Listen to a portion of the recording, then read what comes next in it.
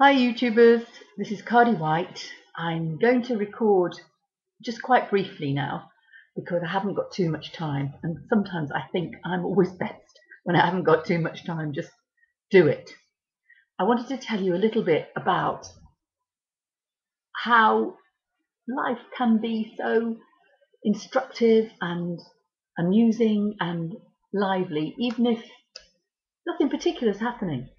Well, yesterday I went to catch the bus and stood in the shelter. And as I was just looking around, noticing different things, in front of me, on the edge of the pavement, was a little plant growing out of the curb, out of a crack in the curb. And that made me think it was a beautiful little plant, a proper plant from a garden, and somehow it had gone astray and was just growing out of the curb. It was fabulous. And I got talking to the lady next to me, and we had quite a good conversation about how life always expands. And she was telling me about her tar-macadamed driveway where some crocuses had poked through. And yes, we were just celebrating the fact that whatever happens, life will triumph if it wants to.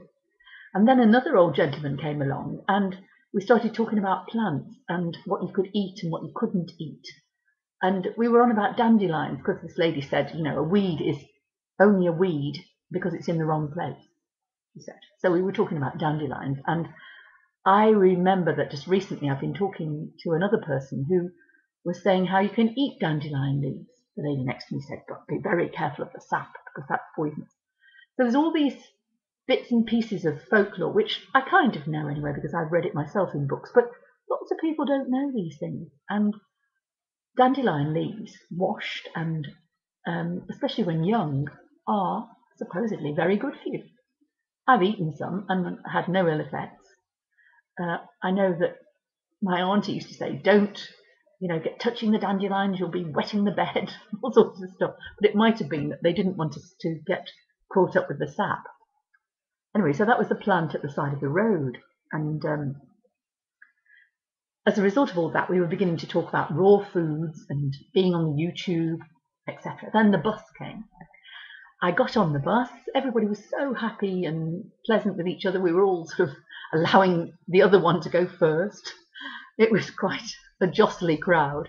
Anyway, I got on the bus, and then I noticed the material on the seats of the bus. And I was thinking, gosh, they're so vibrant. They were like lovely, thick sort of pile.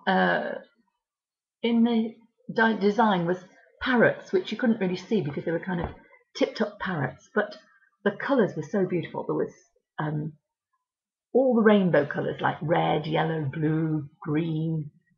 Lovely. So that cheered me up as well, just even sitting on the bus. And the other thing was I sat on a higher chair than usual because I was with these older people. They may even be the same age as me, but I thought they were older than me. And so I sat a bit further back on a chair that was high up. And I felt like a kid sitting on this chair. I said to the woman in front, I feel like a kid sitting on there. And they said, you look like a kid.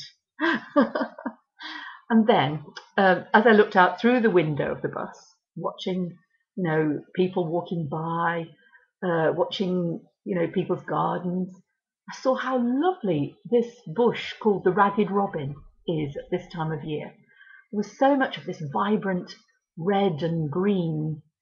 It just cheered me up no end. So that, even the bus ride, seeing the nature and the plants was great. What else? There was the other fact is I am a pensioner and I get a free ride on the bus, and that was just so wonderful. And I'm so grateful to this country that at least the pensioners, you might think I'm not a pensioner, but I am a pensioner. This is all colorant. And I'm just so grateful because that little trip on the bus, for pensioners, for people who perhaps can't get out much, that is our lifeline. Please don't ever cut the bus pass, because the people who don't want to go on the bus won't go on the bus. But, people who need to go and want to go and need to eke out their pensions will go on the bus. So there was a lovely mum and a daughter. Oh, yeah. Oh, no, it was a man. It was an old man. Yeah, there was an old man and his daughter that sat just in front of me, and I did eavesdrop. I know it's awful to do that, but I can't help but eavesdrop when people are talking. And I just felt how lovely it was that this young woman, she was sort of, I bet she was 39, 40 or something, and her father was in his 60s going on, and must have been a problem with the mother who was in a home. And this old gentleman was being told by his daughter not to worry and we'll go and sort it out. And I thought, oh, how lovely it is that, you know, he's got his, oh my God, I shall cry. He's got his daughter who cares about him.